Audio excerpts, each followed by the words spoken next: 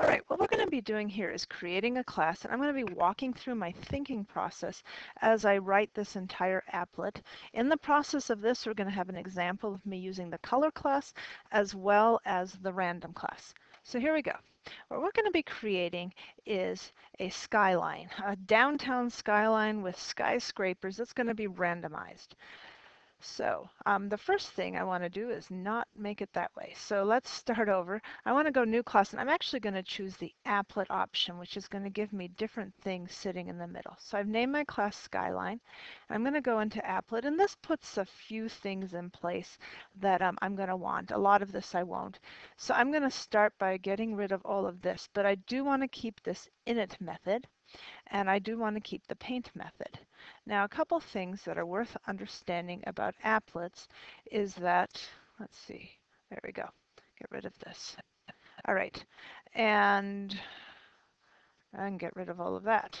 So it may or may not be helpful to do this, but I am going to start off with these two methods, the init and the paint method. So here's our very broad version, and of course I should get in a good habit as I expect you to do. So put my name here, and then today is October 3rd. October 3rd, 2012. And our class Skyline is an applet that makes use of the color and random classes.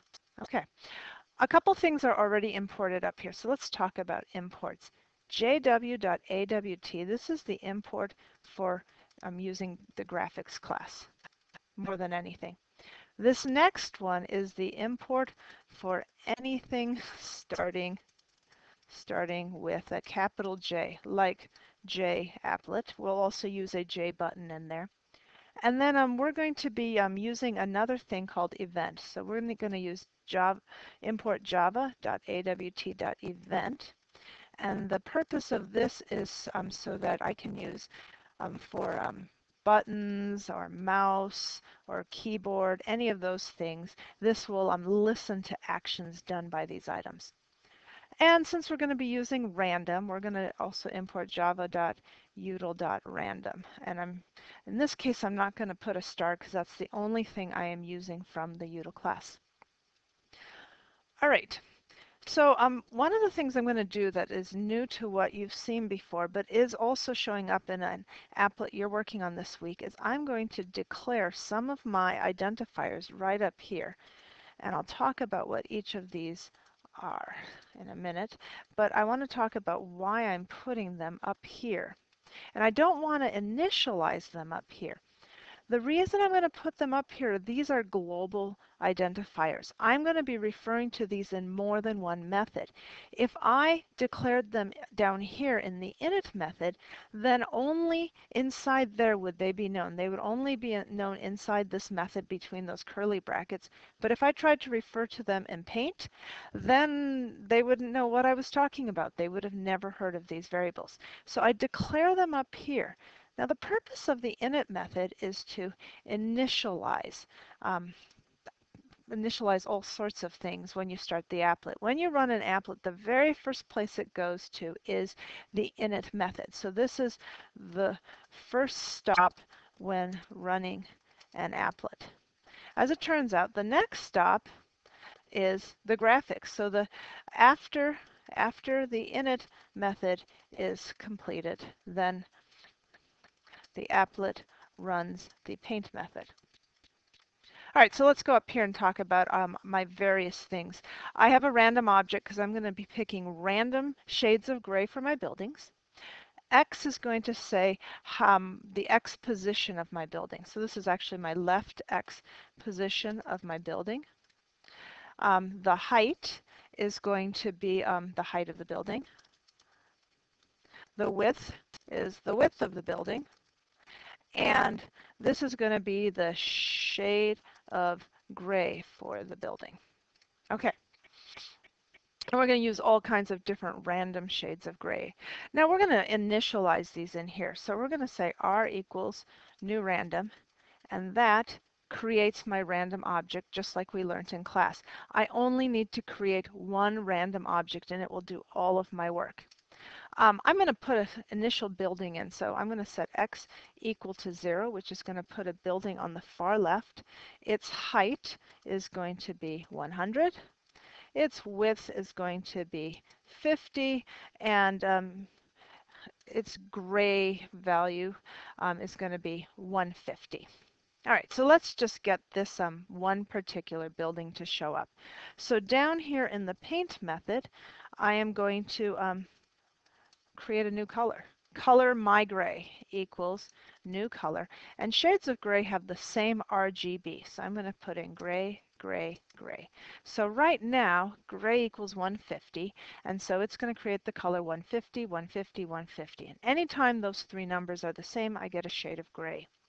The next thing I'm going to do, g.set color to that color I just created, my gray. Oops. And then I'm going to make a rectangle, g.fill rect. All right, so recall that I need the upper left-hand corner of my rectangle. Well, my x-coordinate's going to give me the left. Now, I still need to figure out the y, because I don't have a y here. And I just want to, for a moment, show you what's going on here. So we're going to move away and just draw a picture of what we're doing. So I've got, oh, that's not what I want. Okay, let's say this is my applet screen window. And I want to build my building right now. Let's see, right in here where my x is, let me get my pen feature. So my x is 0, so that's good. That's 0. And remember the height was 100?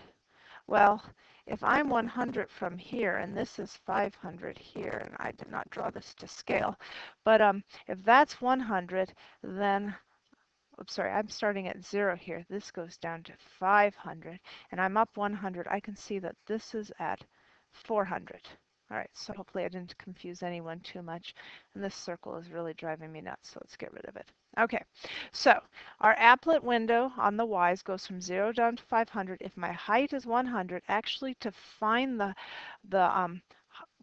y value here, I'm going to take 500 minus the height. All right, so now that I've got that worked out, I'm going to minimize this, and I know that the y value is actually going to be 500 minus height. All right, my width is just width, and my height is height. And there we go. I'm good to go. And what I have so far should run. We don't have the interesting stuff here yet, but I like to check things as I go along. So here we go. We'll run our applet. And there we go. There's our building, just like we wanted, 100 pixels high. And here's our upper left corner at 0400. All right, so now comes the interesting stuff. All right, so now in order to be able to change things around, I'm going to need a button. So I'm going to add in a J button. My J button, I'm going to call button equals new J button. And I can choose to put in a message inside my J button. So I'm going to say, well, this is to add a building. All right, so remember, like we spoke in class, this is my class name. Here is my object name. New instantiates it. This calls the constructor method. And here's my parameter. I sent it add building. Now, just because I created a button doesn't mean it's going to show up yet, or that it's going to do anything. In order for it to do anything, I have to use this. This is one of the biggest mistakes I make all the time, is to forget an action listener. Action listener is like adding ears onto my button. You know, imagine if you didn't have ears, you wouldn't hear a thing that I'm saying right now. Well, I'm adding ears to the button so it listens for when we press it. All right, and then we'll explain this stuff later, but container C equals get content pane allows me to add in this button on this, and c.add, we're going to add button, the object. Notice I'm using the lowercase b because that's my button, and I'm going to put it at the top. So border layout dot north. And then the last thing I want to do is I'm going to set my background to blue for the sky. All right, in order for when I start getting a container for that to work in my paint method, then I need super.paintg. That way I can see both what I painted as well as the button at the same time. So shows the buttons as well as other graphics. Okay, so let's see what we've got so far. Ooh, I added to add an action listener, and it's kind of complaining down here that I do, I have, yeah, so I know the problem, and right now we're going to comment that out right now so that you can see what happens, and we'll fix that in a moment. So we run the applet. Here we go. And I want you to see my background is blue. I have a button, which does nothing right now because I'm not telling it what to do, and I have a gray building. So that's good. All right, let's go back here, and I'm going to put this back in. Anytime I have an action listener, I have to actually implement something that's called an action listener. So, and I'll have another compiling error now that I did that. Anytime I implement action listener, I have to have a method called action perform. So we're going to throw that one right in here. Public void action, oops, let's see, action performed, action event AE. All right. We only have one action that can happen, which is clicking the button. So we're not going to have to tell it what action to listen for. There is only one action that it does. But when we press the button, we're going to change all those values so that a new building is painted. So here we go. For X, I'm going to let it pick any random number less than 450 because my buildings are going to have some width. So if I pick 500, the building's going to be off to the far right. So remember, this is going to choose numbers or ints. Let's be specific. Choose ints from 0 through 449. All right. So that's going to be my X position anywhere for the left part of the building to be 0 through 449. The height. I'm going to let my heights vary anywhere from a short building, let's say, would be 100 up to a tall building of 400. So r.nextInt, I have a variation of 300 there plus 100. So this will choose ints from, my lowest should be 100 through, and my highest, well, technically, if I wanted to get up to, did I say 450? Wow, yeah, let's go 450. So we'll go like this. So this will go from 100 through 450 would be my largest one. Then I'm going to my width. I'm going to have buildings that go like this. So this is going to choose ints from, see, my smallest one would be 25 through 49. Let's make it 50. So we'll make this a 26. So I want everything from 25 through 50 for a width of my building. By the way, this is all in pixels. And then the last thing is that shade of gray, and that's a color. So that, remember, for colors, the numbers have to be between 0 and 256. So we're going to pick 256 here, 256. So choose an RGB between 0 and 255. All right. And after I do that, I'm going to say repaint. Now what repaint does is it calls on the paint method. And when I call on that paint method, all of these values, X, height, width, and gray, have all changed. So it's going to put a building in a new place. So, oops, I forgot to type int. You probably caught that as you were watching this video. There we go. All right, not bad. And we run the applet. Here we go. And I can keep adding buildings. Oh, well, they're all over the place. Where's my skyline? Okay, so let's go back over here, and there's a fix for this. This super.paint actually paints a blank screen every time. So not only does it show buttons as well as other graphs, it resets the screen each time. So let's get rid of it right now, and I think we'll work out just fine. So run applet. Here we go. Now let's add buildings. Now you'll notice my first building disappeared, but all the other ones will stay. And if we click it enough times and our random feature is nice enough, we get kind of a skyline. There we go. So there we go. There is the Skyline program. So let me go back over the big takeaways. There is only one random object. there is only one random object, okay? The next big takeaway, all of the identifiers were declared at the very top and we did not redeclare them. Notice down here, I didn't type in int x. If I did, it would compile fine, but let's take a look at what would happen then. So here we go.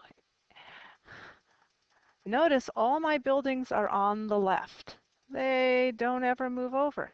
So let's look back at the code. Why would that be? Well, when I change this x, I'm changing a local x.